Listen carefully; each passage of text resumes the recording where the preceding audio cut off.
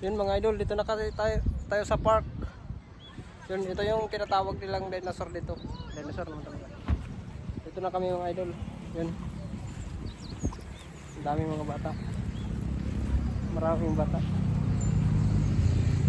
Nagpapapicture din. Ito yung mga kasama ko.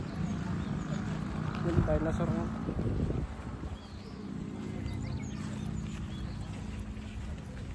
Mahilit na rin sa paningin ng idol. Yung dinosaur.